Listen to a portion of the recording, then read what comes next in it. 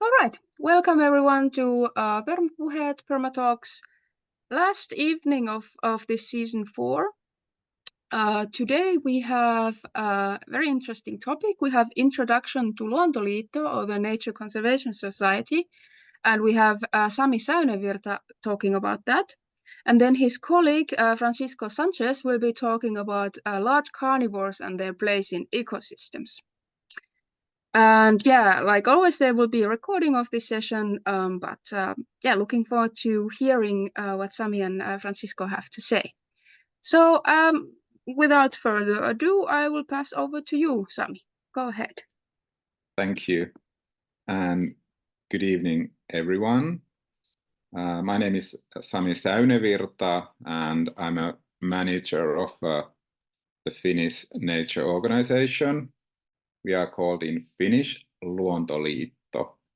And may I ask, are the slides on already?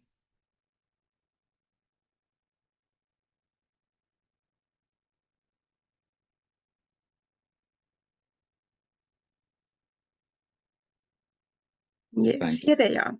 Yes, thank you, Francisco. So here is our logo of Luontoliitto. At first, tonight, I will do a short presentation about who we are and what do we do. After me, then Francisco Sanchez Molina, who is our large carnivore officer, will tell you about wolf situation in Finland and about wolf conservation in Finland, and as well our activities and work of the Wolf Action Group. But first about the Finnish Nature Organization. We are an NGO, and we are pretty old NGO as well in Finland. We were based already 1943, and just last year we celebrated our 80-year anniversary. In Finland, we are a nationwide nature conservation and environmental protection organization for children and for youth. We do offer opportunities to enjoy nature and to practice skills with environmental issues. We do environmental policy work as well. We have 8 regional branches in Finland. I think, Francisco, you can put the next slide on.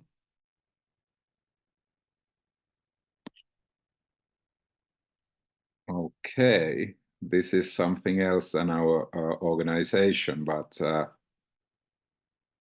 I see now the picture of when we were at Eläinsuojelukeskus Tuulispää, which is a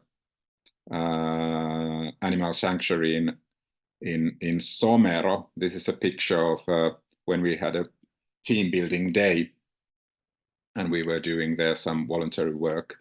All the animals there are from ex-farm animals who have been saved to this better place. But about our organizations, yes, we do have 8 regional branches and 2 local organizations in Finland. We do have members as well in our organization, around 7,000 right now, and we do publish 2 different magazines for our members. Another one is for members who are children, and another one is for the youth. Right now, we are active with our traditional spring tracking campaign, which just started at the beginning of March. Right now, we are getting ready for summer as well. We organize a bit more than 50 nature camps for children and for youth and for families as well every year. One of our core activities is nature clubs for children.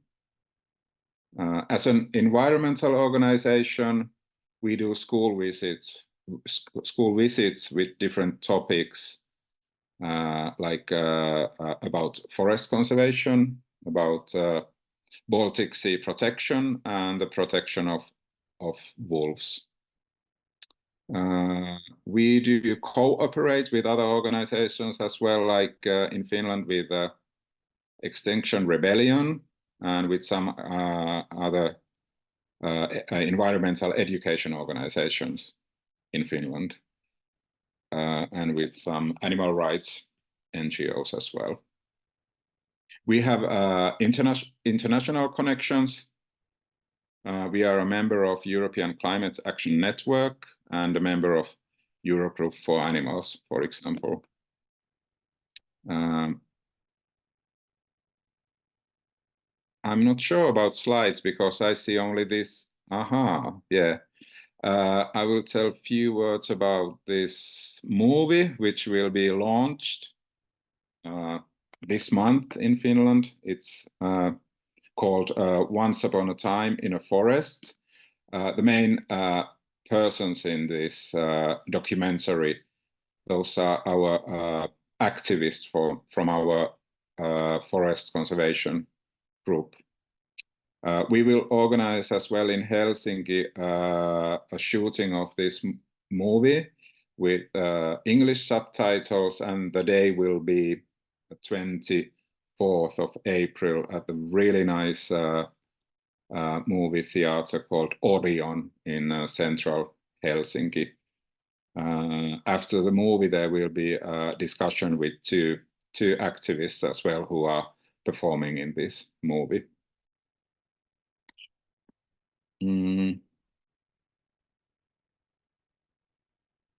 And this is the picture of our spring tracking, which I just mentioned briefly. We started, this is really something really traditional what we are doing every year. We started this campaign already in 1960s. And the aim of this campaign is just to spot the images and spot different species which appear in springtime. But for now, I think I will give a floor. This is a picture of our summer camps, which I just mentioned, that we organize summer camps for children and for youth and for families. There's a little list about our upcoming camps as well. But in total, we do organize about 50 summer camps every year.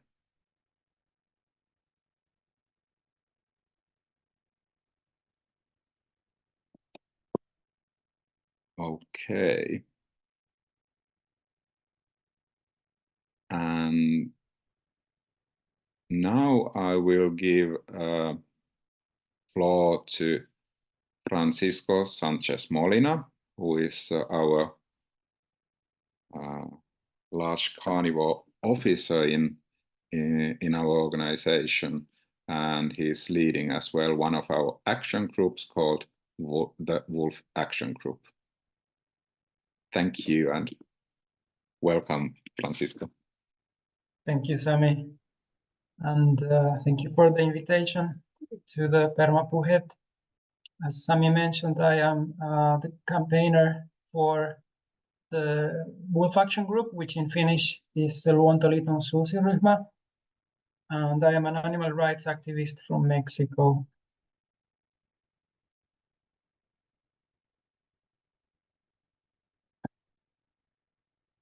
So today the topics that we will talk about is about the role of carnivores in the ecosystems, that unfortunately not many people know why we need large carnivores in nature.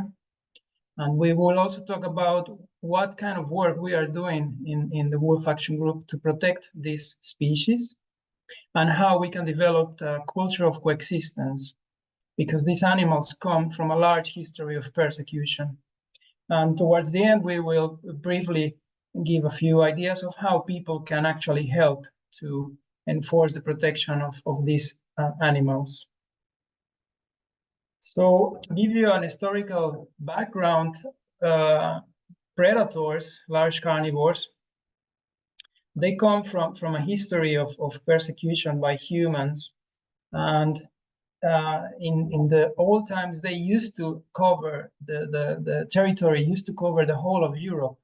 But now you can see they are only living in very few corners of different countries. You can see those in the green areas. And very slowly they are trying to come back to the human landscapes. But this return of wolves and other carnivores hasn't been easy. It has been very slow and full of conflicts with especially farmers and hunters. And to give you an idea, these small green areas that you can see in the map, this is where the wolf territories are located. And in total, there are estimated around 20,000 wolves in the whole of Europe. So this is a very, very small population. And on the image on the right, you can see how many wolves were shot in Finland every 10 years, every decade. It is estimated that every decade around 4,000 wolves were killed. And this is because there was a policy, official policy of persecution. People were paid bounties to kill wolves. And the hunters that were shooting these wolves, they were considered some sort of national hero. They were considered under a positive light for killing wolves and giving the image of protectors of nature.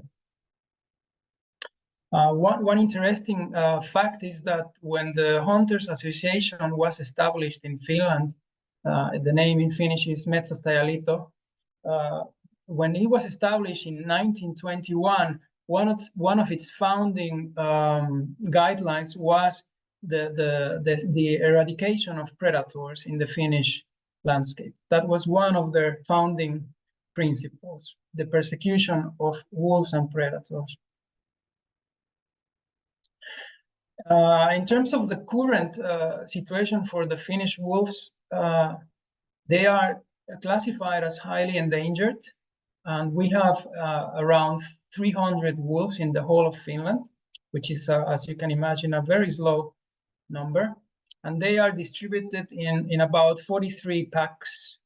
You can see those in the map on the right. These circles are packs or pairs, wolf pairs. And you can see they are distributed on the periphery of the southern part of Finland. Unfortunately, in the middle of Finland, you can see there's no wolf packs at all, and this is because there is a very sparsely populated area, and the animals are unfortunately persecuted by poachers. In Finland, we have a really big problem with poaching of wolves, and this has caused that the packs living on the west have been isolated from the packs living on the east. They are not connecting, so the genetic problems are arising, and due to the existence of the Baltic Sea on the west and of Lapland on the north, these packs cannot continue expanding, and they are becoming highly inbred. They are mating with each other.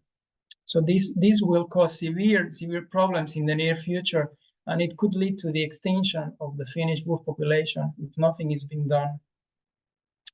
On the map, you can see that on the north there's no wolf pack at all, and this is a very big area comprising about 30% of Finnish territory. So this is the reindeer herding industry that has taken the whole of the north of Finland. And the moment a wolf steps into this area, they are automatically shot. So there is an official policy of extermination of predators in the north of Finland, and this is due to the reindeer herding industry. And this is happening when we are globally going through what is called the sixth mass extinction. And this is a level of extinction that it's considered to be 1,000 to 10,000 times faster than the normal rate of extinction of species. And this is all because of human activities. It is estimated that if nothing is done, in the next 50 years, we could lose the polar bears, the elephants, the snow leopards, the mountain gorillas, the orangutans, koala bears, and the chimpanzees. So this is a very serious situation that it's basically not being addressed by our authorities. And just to put this into perspective, it is estimated that we have lost in 50 years 70% of wild animal populations. So fish, reptiles, birds, mammals, 70% of their populations are gone. And to give an idea of what this means, in the past pandemic, the COVID pandemic, it is estimated that we lost about 7 million people due to COVID. And this represents 0.001 of the population. And the whole world was stopped to a halt to address the pandemic because of 0.001% of human death. But we have 70% of wild animals deaths and nothing is being done. So we can see the disparity in the consideration of the lives of animals. And if this continues, at some point, the extinction will touch the human species. As we all know, all the species are interconnected, and at some point it will be our turn. So why do we need large carnivores? Ecologists say that top predators are the ecosystem engineers. And they also say that top predators are the immune system of nature. And this is because top predators, they have a very important role for other species. They are fascinating animals because they have very complex social interactions. Some of the main reasons why we need large carnivores in our ecosystems is because they control the number and the distribution of their prey species. If you remove predators, the herbivores, the populations, they grow out of balance. At the same time, large carnivores, they keep their prey populations in health because they take the sick and the old because they are the easier prey. In addition, while limiting the number of herbivores, they also help to protect the biomass. They protect the forest, they protect the vegetation because they reduce the feeding patterns of their prey populations. In addition, they also control smaller predators and non-native species, what sometimes it's called alien species. And last but not least, they also provide food for scavengers and also nutrients for the soils. Here you can see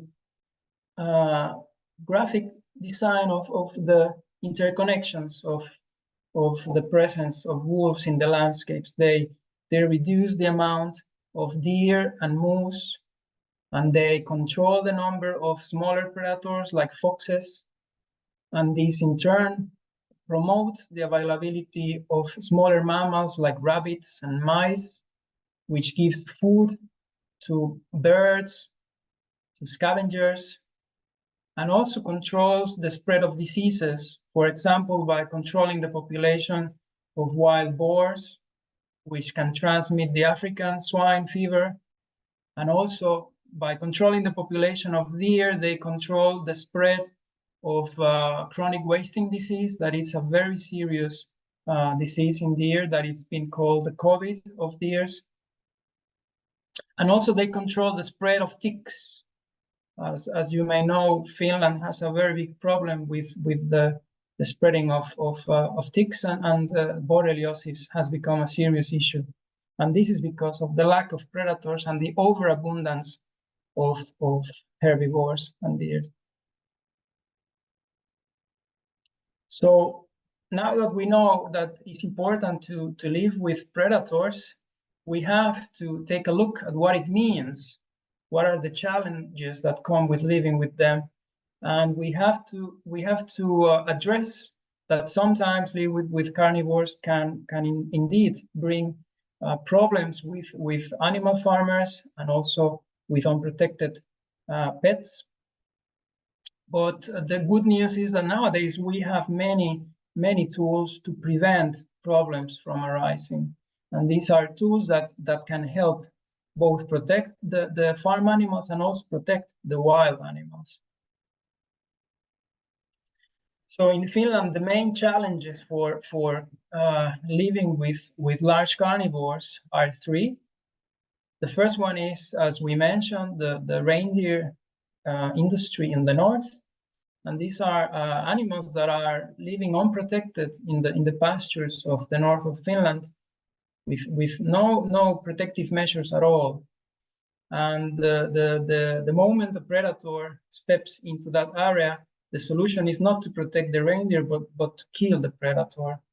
But we have to take a look at the numbers, and so for today, so far are 300,000 reindeer roaming in Finnish Lapland, and this takes up 30% of Finland's territory.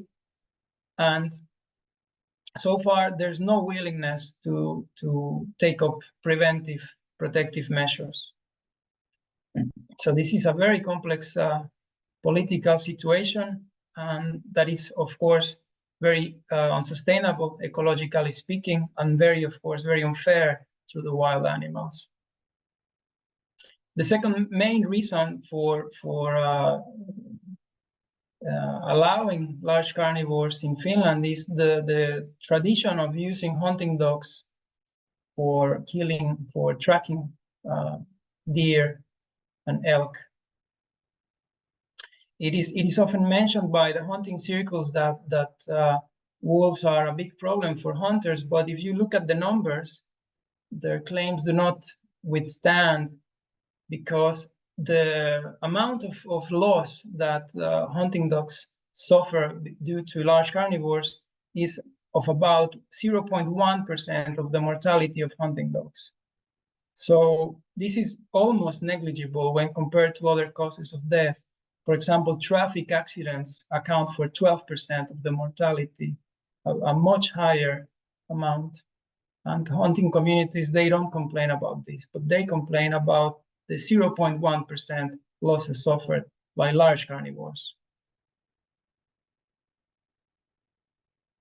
And another number that is important to mention is that it is estimated that Finland has about 83,000 hunting dogs.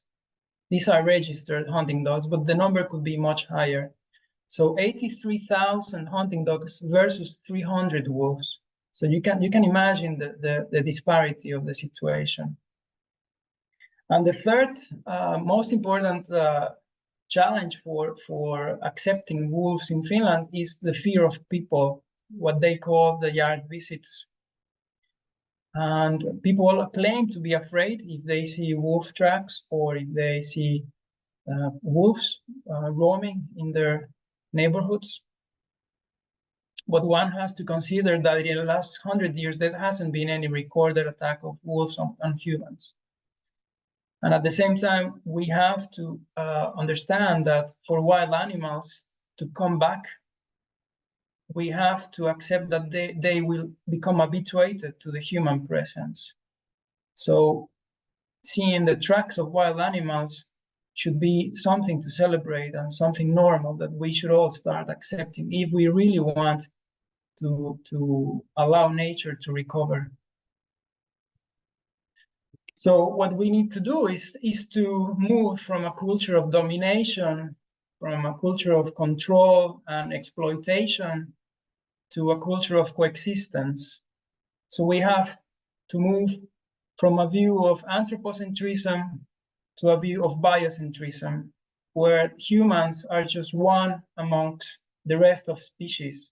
We are not dominating, but we are cooperating with all the other species that have the same right to live on this planet. And unfortunately, anthropocentrism is inbuilt intrinsically in many of the world's thinking, philosophies, and religions. The concept of domination of nature is at the root of the most important religions of the world. And this is something that has to be addressed, that the world does not belong to humans. We are only one species among the rest. So what we are trying to do with the Wolf Action Group is to promote a new culture of coexistence with wild animals, and especially with large carnivores. And to give you an idea of the kind of advocacy work that we do, like Sami was mentioning in the beginning, we go to schools, we give lectures to kids about the importance of wolves and other predators for nature. We organize competitions, drawing contests, photography contests, literature contests for children and the youth to promote the values of coexistence with these animals. And we also give factual information based on science about why this is important and how we can do it in practical terms. What can farmers do? What can hunters do to allow the return and the survival of this ecologically important species? But we also go to the countryside. We also offer assistance to farmers who want to protect their animals. We do this for free. We provide our hands and our work in exchange for food and accommodation, but we do this in cooperation with the host farms. And there is one thing that I would like you to take from this presentation is that if you are an animal farmer, if you own animals as property, the responsible thing to do is to protect these animals. That is the main responsibility of the farmer, to protect their farm animals and not to blame the wild animals, because protection works. You can have zero losses if you use adequate protection. We also do advocacy work and political influencing work, lobby work with politicians and the general public. We make demonstrations. We go to the streets to demand justice for animals and to alert the public of what the authorities are doing. We try to meet with the ministries. We try to influence the political decision-making, not only in Finland, but also at European level. We have done events and we have met with representatives at the European Parliament and the European Commission.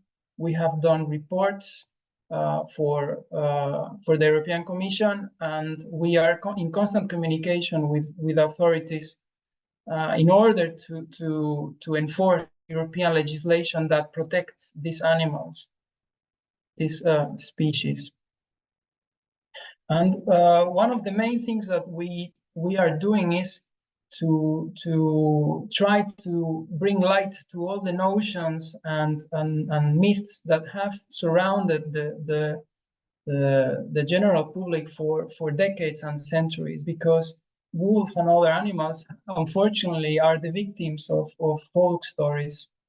And this is misinformation that gets passed along generations. But now we have the science, we have the facts to start learning again about these animals. And I have three main facts here for you that I would like you to also take on board. And is that the top predators, large carnivores, are at the top of the food chain.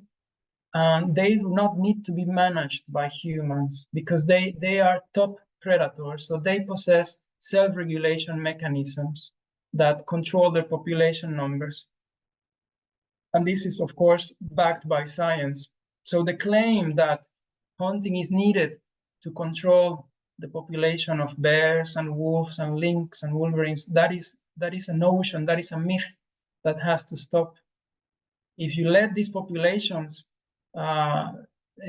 alone, if you leave them alone, they have their own inbuilt mechanisms to keep their numbers down. At the same time, there's another notion that has caused a lot of damage, which is that hunting is needed to reduce conflicts with farm animals. And this, again, has been proven to be untrue. In fact, it's the opposite. The hunting of predators creates more problems, because what you need is to leave the predators alone, because they have very complex social interactions. And if you have stable wolf packs, you will have less conflicts with farm animals, because what wolf packs want to do is to hunt, and they prefer wild animals before farm animals. This has also been proven by research. So you can say that the most efficient preventive system that you can apply is to have a stable wolf pack that has learned to avoid farm animals, and they are living peacefully in the countryside, hunting their wild prey, because this pack will keep other packs away, because these are territorial animals. And the third notion that is very important to share with the general public is that there is no evidence that hunting increases fear of humans in top predators or other animals. The authorities continue to use the fear factor for allowing hunting of these animals. The science is very clear that hunting does not create fear of humans in animals. For an animal to learn to fear the humans, they have to be alive. And this is called positive aversive conditioning. Okay, you teach the animal with certain tools that the presence of humans is not something pleasurable. And when they learn, they avoid human presence. So to end, I would like to briefly mention some of the things that you can do, that people can effectively do to support coexistence with wild animals, and especially with carnivores. And the first thing would be to demand from animal farmers that they become responsible for the upkeep of their animals and use preventive measures. If you are an animal farmer, you must use prevention. You have now available tools and available financing mechanisms to support you into using preventive measures, just like electric fences, or to use protection guardian dogs, or lights, sound mechanisms, or even that you can get financial assistance for human herding practices that have been lost for many, many years. The second is to call for an end of the trophy hunting of large carnivores, because this is done under the disguise of wildlife management. Authorities call this population management of carnivores, but in truth, what this is shooting these animals for no good reason, just as a recreational activity for hunters. What we have to do is to leave these animals alone, because they themselves possess the inbuilt mechanisms, the inbuilt traits to keep their population numbers under control. The third thing you can do is to become politically active and demand from authorities to use humane and non-lethal management measures if they are needed. We don't have to allow the hunting of animals to keep their populations down. There are now non-lethal measures to control the population of animals. What we have to demand is ethical procedures to control, if needed, wild animal populations, and these are available now. And finally, one very important thing that anyone can do right now is to adopt a plant-based lifestyle. If we all switch to a plant-based diet, it is estimated that 70% of the agricultural land can be released to be converted into wild land. And this would be free land for wild animals that we could instantly do.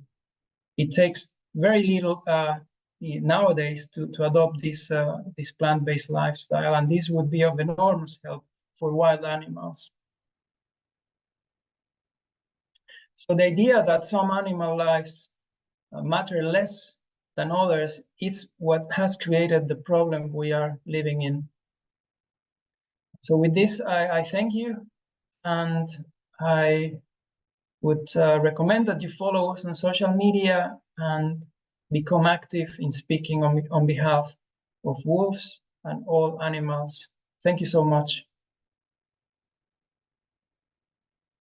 Thank you very much, Francisco, and also Sami. That was really, really, really interesting. Thank you very much. My pleasure. Okay, I think we have time for questions. I have loads, so I'm just going to ask one question if the participants are thinking about theirs. Well, I will start with this one because do you get called radical at Luontoliitto? Because it does, like, thinking about what the mainstream media and the mainstream discussion is. I was very happy to see the deep ecology or biocentrism image there, but it's not really mainstream. Do you? How does that show in your media relations and everything as Luontoliitto? Sami, would you like to go first? Me? I think in general, Luontoliitto is really versatile organization that we do have so different topics what we are dealing with. When we do something about which is environmental education, when we organize summer camps or we do school visits, it's really neutral. But for some reason, when we talk about nature conservation, if it's about forest conservation or do some actions in a forest, or when we talk about animal rights, especially when we talk about wolf conservation, this is for some reason. Then we get a lot of feedback from our kind of audience. Yes, it depends of the topic, but in general, I think for some reason, I wouldn't call it radical, but when you talk about, when you talk on behalf of other species, especially for wolves, then you get I think this feedback, what we get back, that's really radical, because those are time to time really hostile as well. But how we express ourselves, we everything what we say is fact-based. It's based on facts, and we just try to promote coexistence, which is really I would consider as a peacemaking as well. So that's my point of view to this. I wouldn't call us radicals. It's a bit, yeah. We are peacemakers. I would put it like that. Very much like that. It's so crazy that coexistence is seen as radical in by some people, isn't it? Indeed. Yes, and especially this, the Finns and the wolves. That as actually comes a question. Do you have knowledge about history? Like in permaculture, we often we look back to indigenous knowledge and indigenous practices. Did, for example, the Sami people coexist better with the wolves, or was there also this intrinsic hate back in the days? Do you have knowledge about this? Well, if I can address this, what I know is that in the old times, the Sami people were used to coexisting with predators, And I have read that they even have these yoiks where they treat the wolf as a fellow being. And it has been a recent change in the lifestyle of the Sami people, because they have come from a nomadic existence into a more settled existence with their reindeer industry, and this has brought the change in attitude. But at the same time, it has to be said that not all reindeer herders are Sami. It's an industry that is done to a large extent by non-Sami people. Yeah, I don't know if Sami would like to add more to this.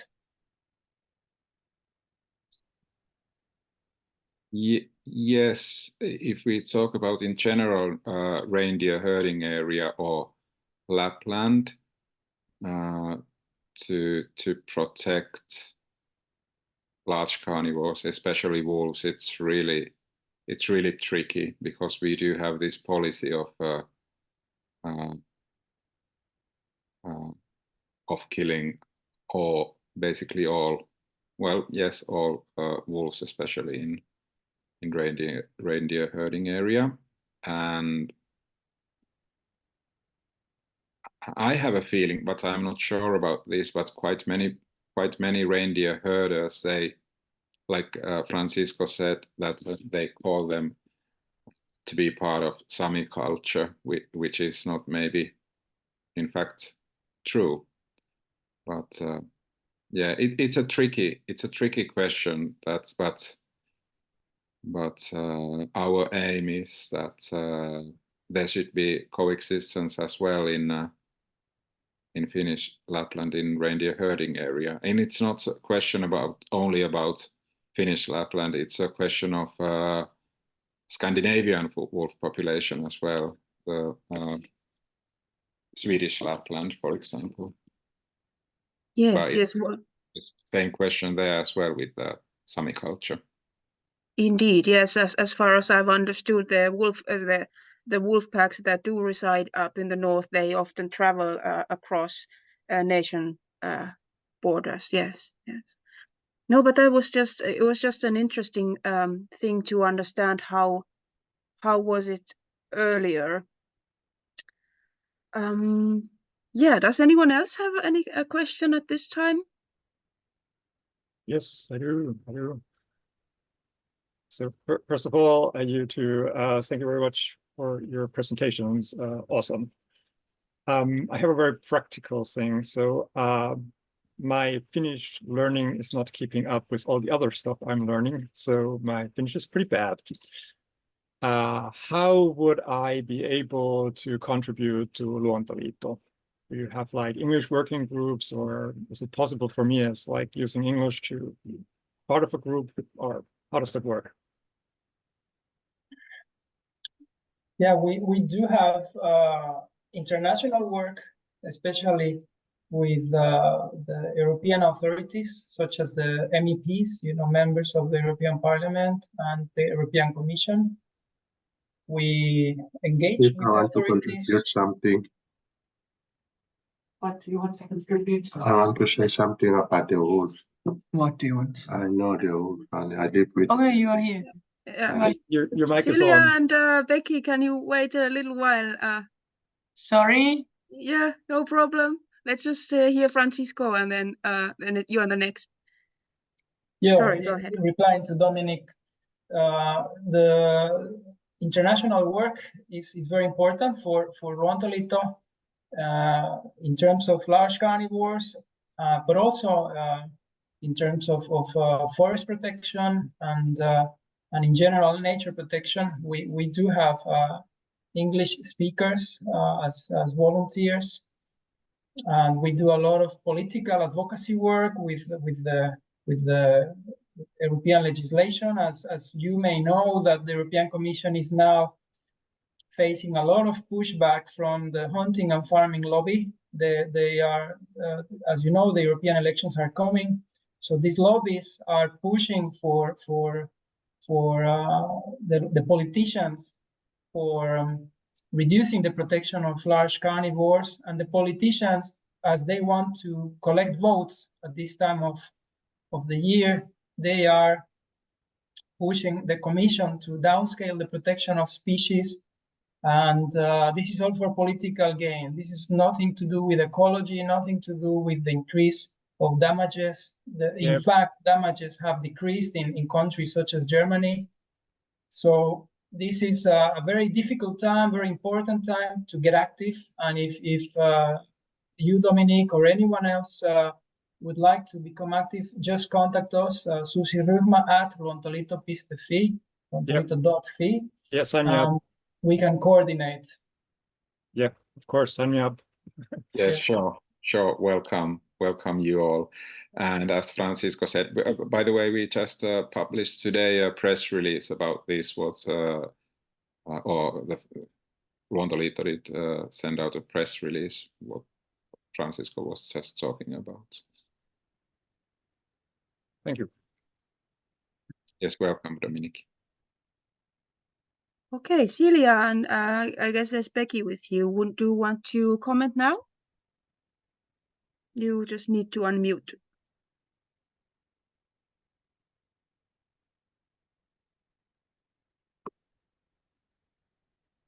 Yes, hello.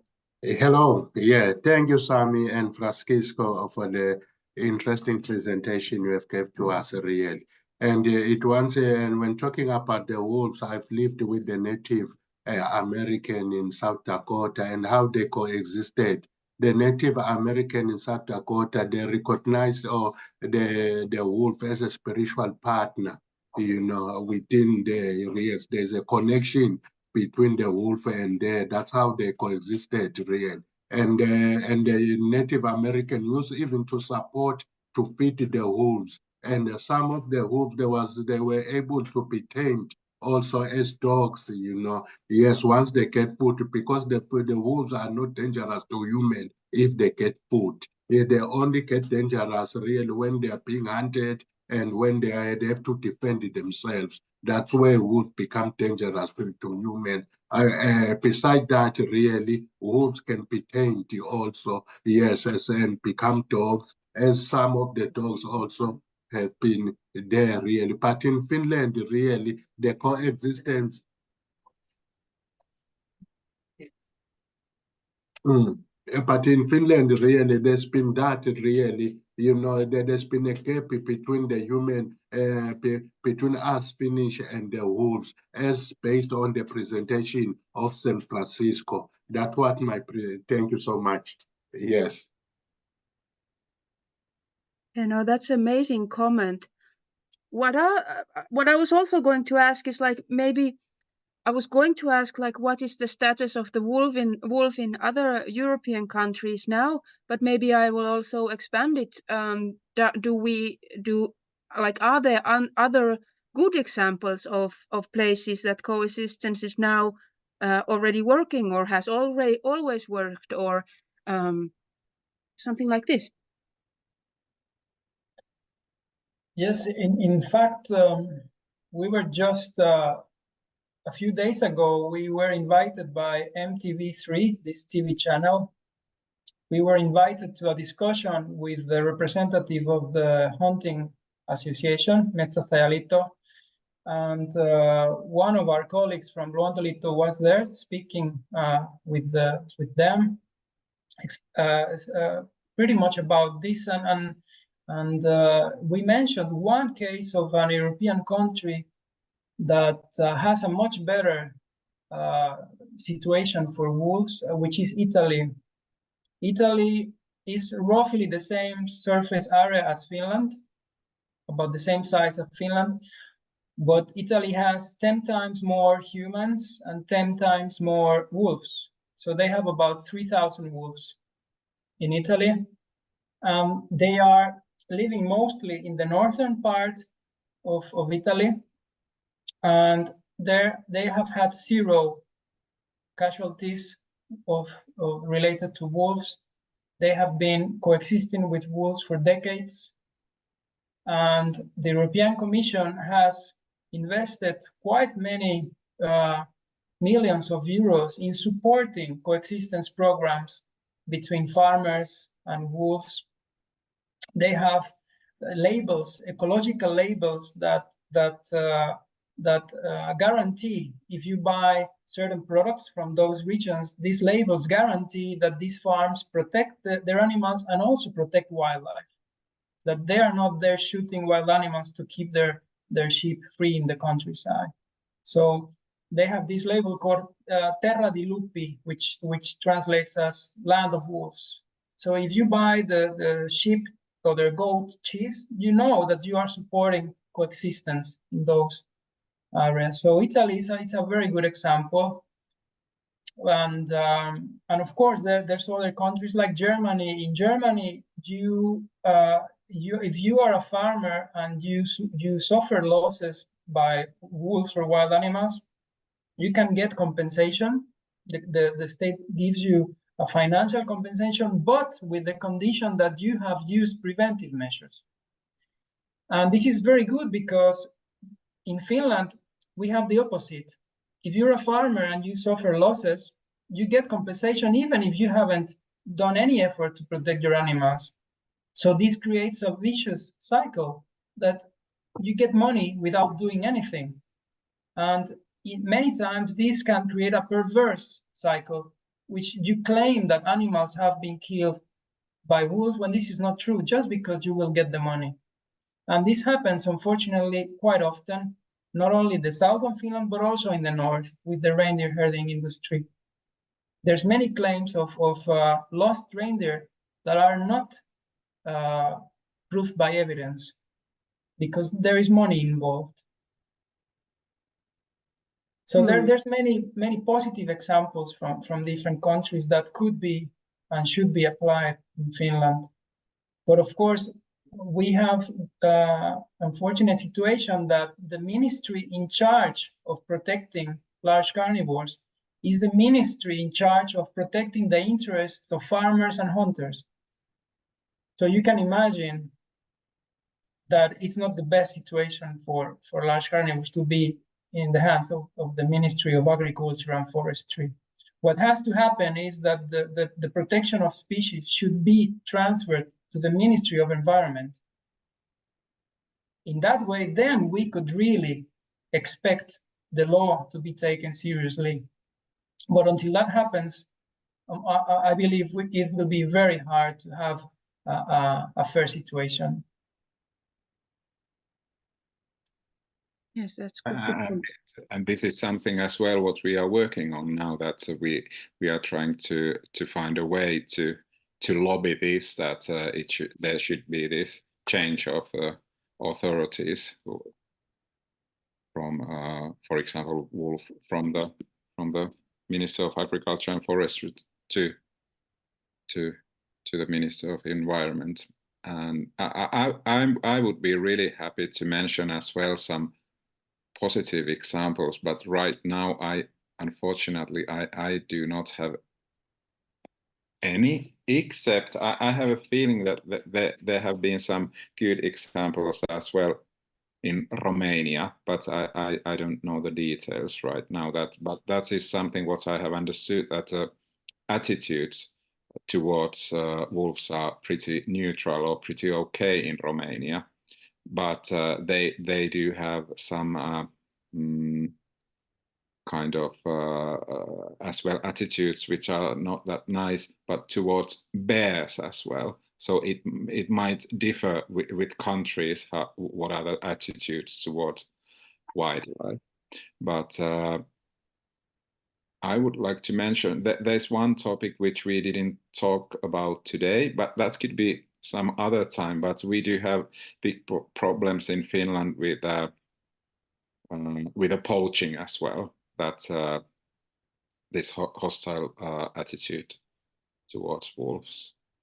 Sorry, can I just ask? I don't know the term poaching. What's that?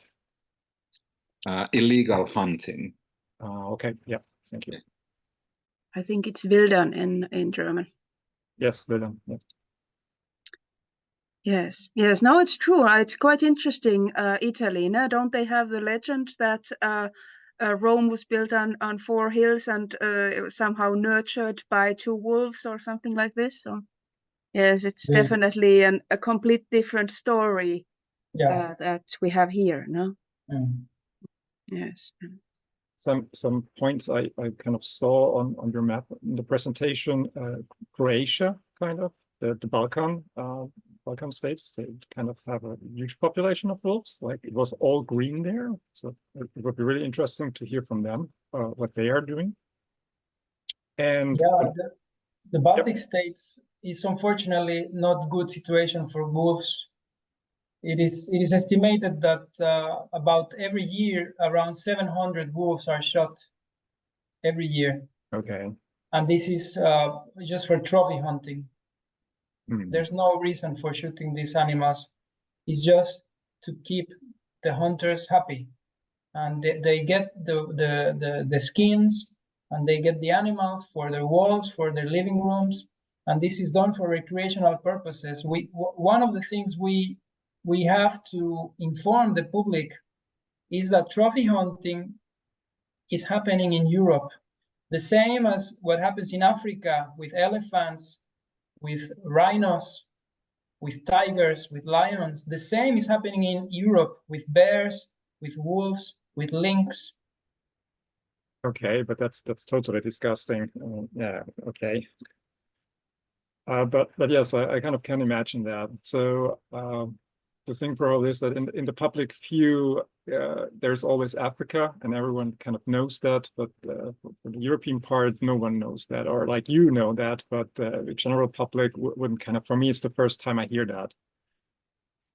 And of course, if you think about it, it kind of makes sense that there is trophy hunting, but yeah. And there's many international hunters coming to Scandinavia from all over the world. They come here to shoot bears and lynx, but they are really frustrated because wolves is not as easy. Because in Finland, so far, it's very difficult to get trophy hunting permits for wolves. The local courts have stopped them, but in Sweden, it's more easy. You can find many websites advertising the hunting of bears, wolves, and lynx, and you can pay some certain amount of euros, sometimes a few thousand euros, and you can come and hunt these animals and take them home. Well, that is really something, you know? So just to think about like how unaccepted in the public opinion the poaching of African great mammals is, no? So yes, it's quite. It's you have quite a lot of. There seems to be like a very bright, like a wide spectrum of things that you do in Luontoliitto, from really much the education of children on doing this. I have to say, I remember the spring tracking. We did it when I was a young kid, participating in a small local school we had on the wall. Where we'd always then it was the coolest, who had seen the first ant and who had seen the first this or that. It was always the best. But anyways, now so you start, like, you have the education, and then you have this international lobbying and everything in between. So how do you manage? Well, Luontoliitto has been growing a bit lately as well. But we are not that many to work there, but we are all in total, let me say, something like 25 people, staff members now. But yes, you are absolutely right. We are doing so in different levels. We are doing in grassroots. We are doing a policy work and everything in between. Yeah. But we try to manage. But for example, now we are talking what Francisco is representing is one of our action group, Wolf Action Group, which is really active in Finland, but as well in European level.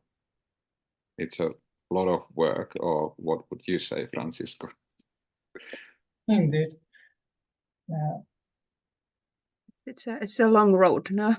Yes, but we do have activists as well. So volunteers who want to support the Wolf Action Group. So Wolf Action Group does have meetings and gatherings with volunteers in almost every month.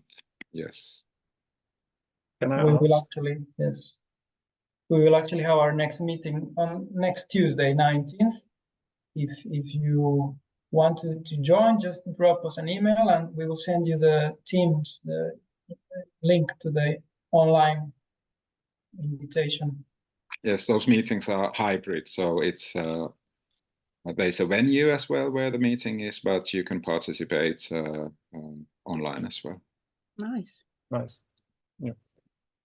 Now I lost my question. Well, think about it a little bit.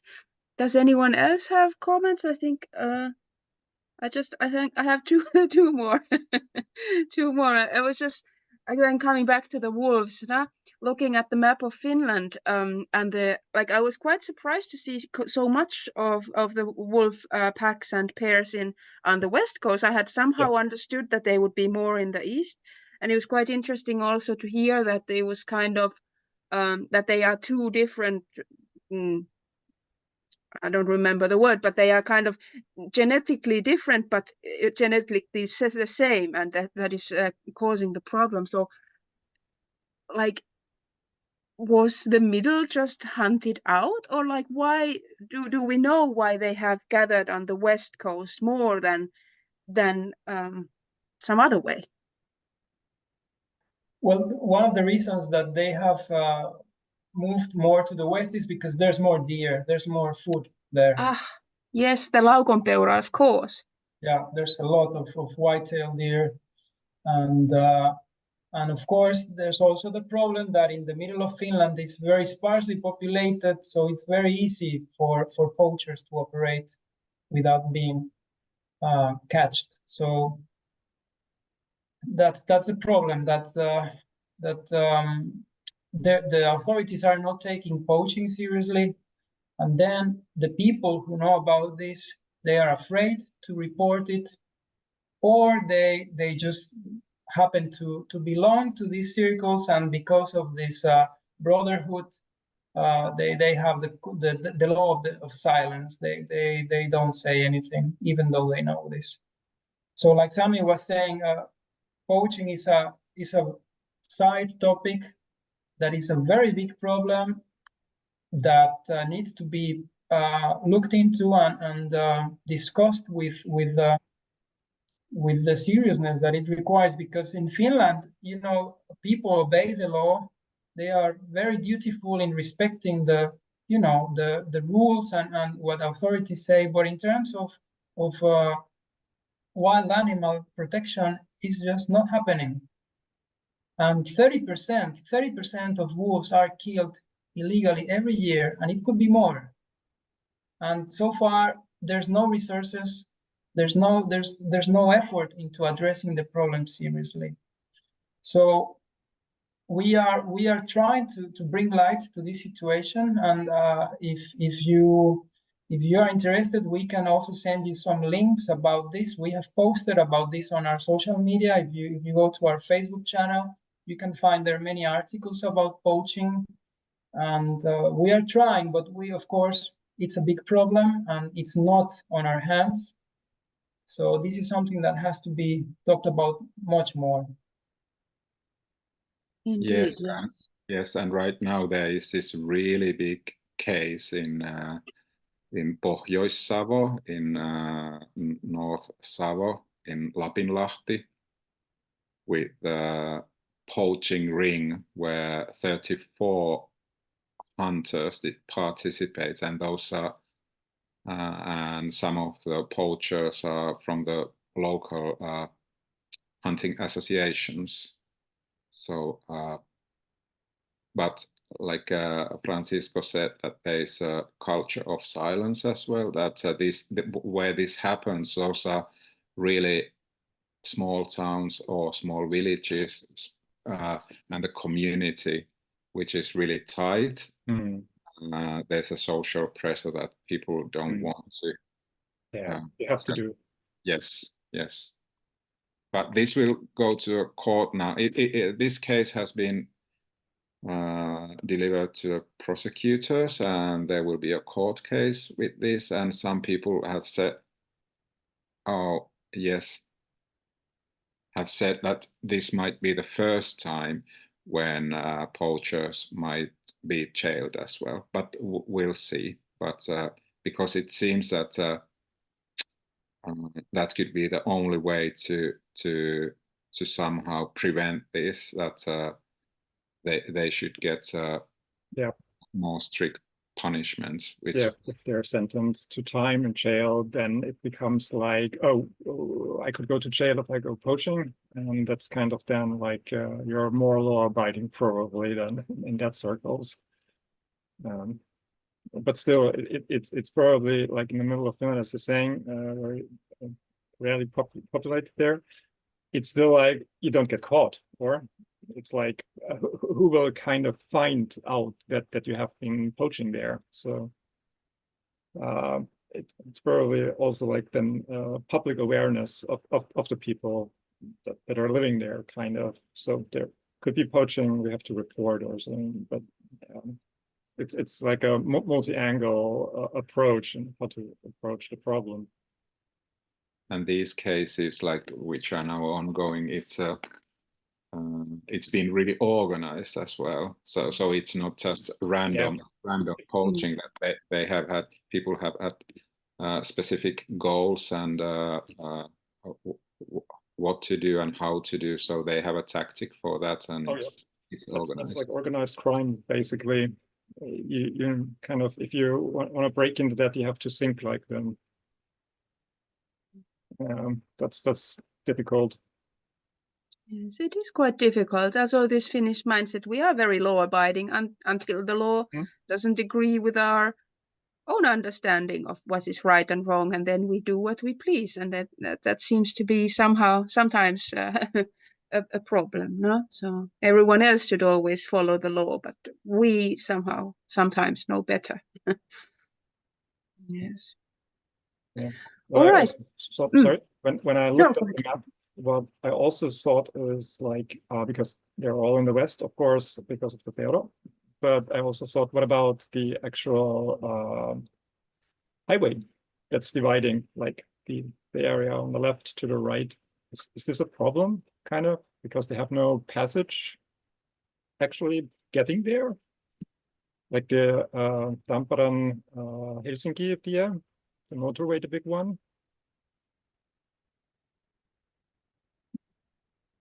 I am not aware that the highway could be one of the main reasons, but of course it is true that we are creating all these obstacles for wild animals to connect the populations, and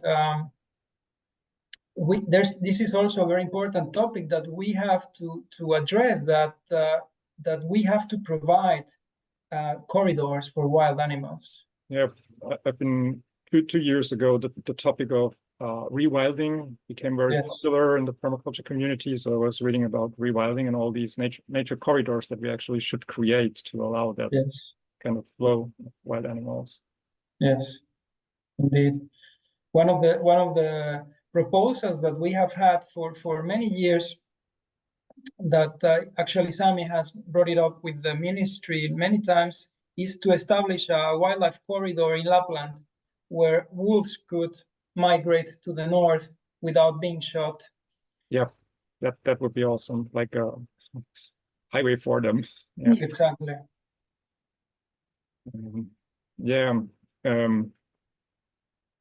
Oh, there we go. The book, I've shown it before, of Wolves and Man by Barry Lopez. Very interesting read. He goes hunting with a Native American. I don't remember, what was it, a Sioux or not sure. So quite interesting read when he talks about the hunting and about how the wolves actually hunt. And you described it very well in your presentation. They pick kind of their ill animal. And what he's saying in the book is he observed that there's actually between the to be hunted animal and the hunter a communication where the prey signals the wolf, I am the one, I'm here, you don't take anything else than me. It's interesting how they kind of do this stuff. It's like amazing. Indeed. Indeed, it's fascinating to learn about it, how they know, how they help with these ancestral natural mechanisms. Yep. That we are humans with our ignorance, we are disrupting. Totally. So, yes. Yeah. Indeed. Sorry. When you mention rewilding, it's a wonderful concept which we should promote, because it's just leaving nature alone. It knows best. Yeah, far better than we. I mean, we are part of nature, but so we are not above it. So, like you showed in your the ego and ecocentric, or what was the term, the right one? The anthropocentric. Biocentric. Yeah, biocentric. Yeah, so we are part of it, and we need to think that way. Again, we have been, just like divided from it. So true. I Right. wanted to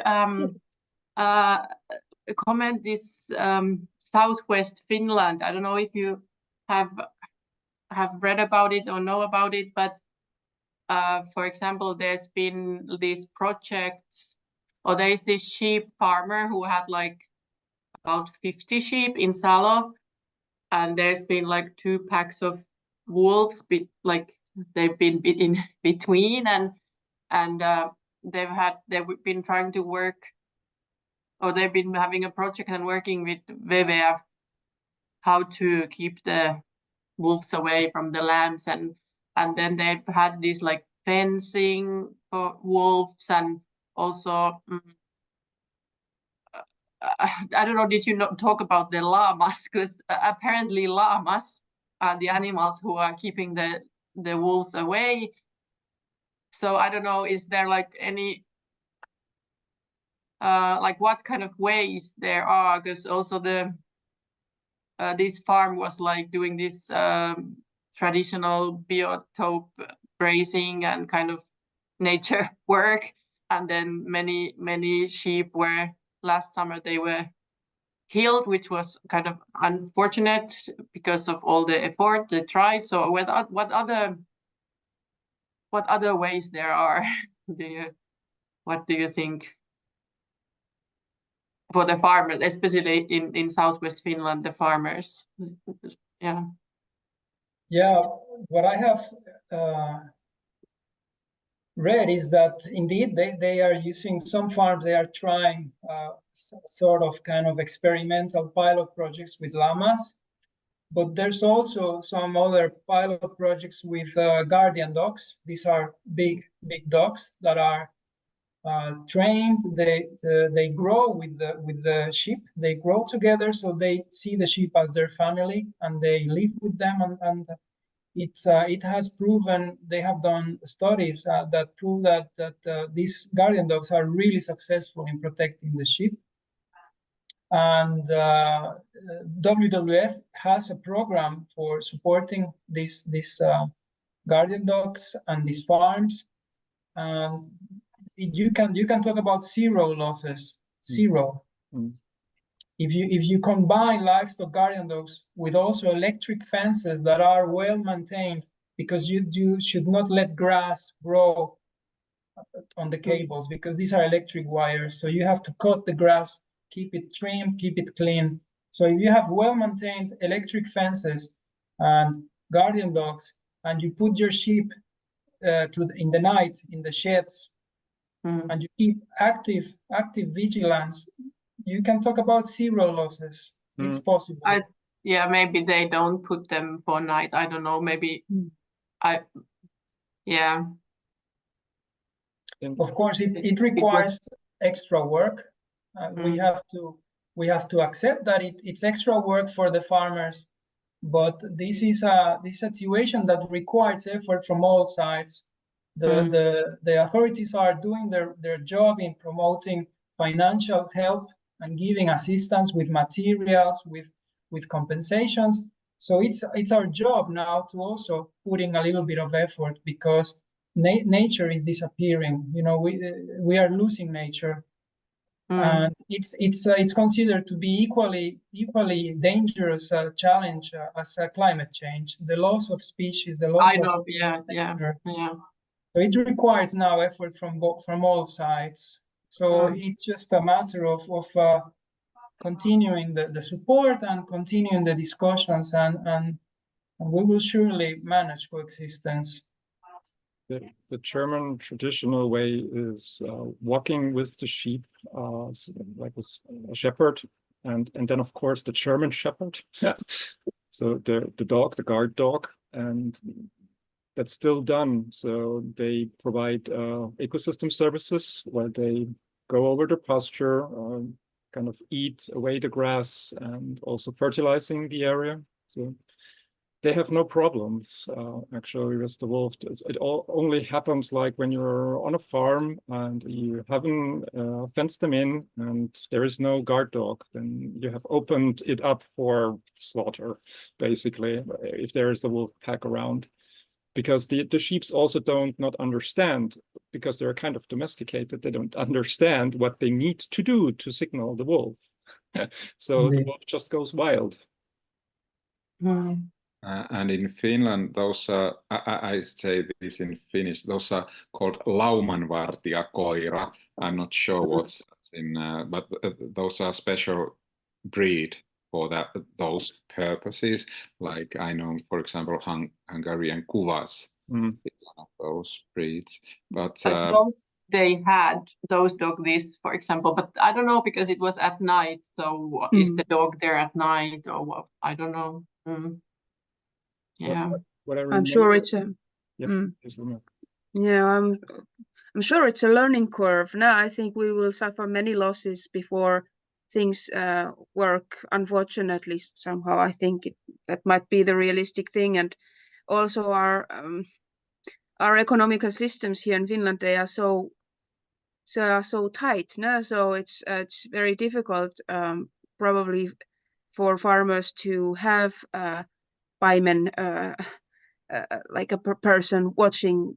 It's economically not so viable because we have so different systems and subsidy systems than some Middle European countries, for example. But none of these problems certainly will stop the process. It's just probably things that we need to consider now moving forward.